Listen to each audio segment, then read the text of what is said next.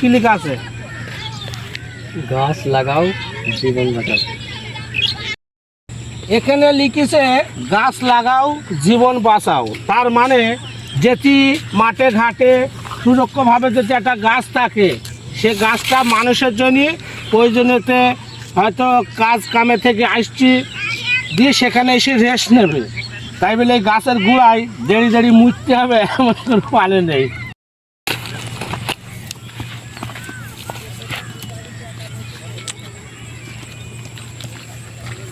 এই তোরা কি করছিস সেখানে? গাছ লাগাইছে।